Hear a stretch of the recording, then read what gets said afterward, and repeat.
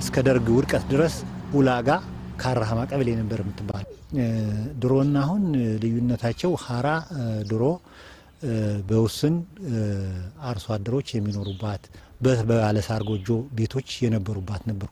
ለዘመናት እድገታቸው ቁልቁል ሲጓዝ የነበሩ ከተሞች በተለይ ከቅርብ ጊዜ ወዲህ መጠነ ሰፊ መሰረተ ልማት ዝርጋታን ተከትሎ ማንሰራራት ጀምረዋል። በ1960ዎቹ እንደተመሰረተች የሚነገርላት ሀራ ከተማም የእድገት መሰላል ከረገጡት ውስጥ ትመደባለች። የዚህች ከተማ እድገት እየተፋጠነ የመጣው ይሄ በፊት ለፊታችን የሚያልፈው የአስፋልት መስመር በመጀመሪያ በገጠር መንገድ ደረጃውን የጠበቀ የገጠር መንገድ ነበረ ከጅቡቲ ጋር የሚገናኝ በሱር ኮንስትራክሽን የተሰራ። ከዚያም ጊዜ ጀምሮ ግን ከቀን ወደ ቀን ከእለት ወደ እለት የከተማዋ እድገት በኢኮኖሚ ዘርፉ እያደገች መምጣት ከጅቡቲ ጋር ቀጥታ ነው የሚገናኘው።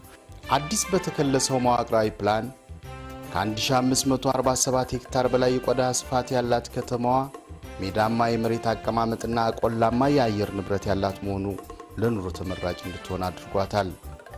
ከአዲስ አበባ 539 ኪሎ ሜትር ከአማራ ክልል ርዕሰ መዲና ባህር ዳር ደግሞ በ380 ኪሎ ሜትር ርቀት ላይ የከተመችው ሀራ ከተማ ለሀገሪቱ ምጣኔ ሀብታዊ እድገት ቁልፍ የልማት ኮሪደር የመሆን እድል ተጎናጽፋለች።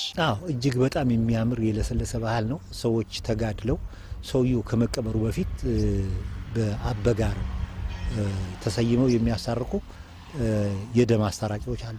ሰውየው ሳይሞት ሁለቱ ተጋደሉ በደም እንዳይፈላለጉ ሁለቱም ቤተሰቦች አንድ ላይ አርጎ በአንድ አገልግል አብልቶ አጠጥቶ ወንድም እንደሆኑ ዘመድ እንደሆኑ እንዲቻቻሉ ያነ በአጋጣሚ በሰይጣን ድርብ ለወዳጁ በመሆኑ ምክንያት አንደኛው የጠፋና አንደኛው ደግሞ ያለ ይሄኛው ደግሞ የኖረው ደግሞ ወንድማቸው እንደሆነ አርገው የማስታረቅ ባህል ከድሮ ጀምሮ የመጣ አሁንም ያለ ሁሉም ብሔር ብሔረሰቦች ተፋቅረው የሚኖርባት ሀራ ከተማ የሃይማኖት እኩልነት በተግባር የሚገለጽባት የፍቅር ከተማ መሆኗ ነዋሪዎቿ ይመሰክራሉ።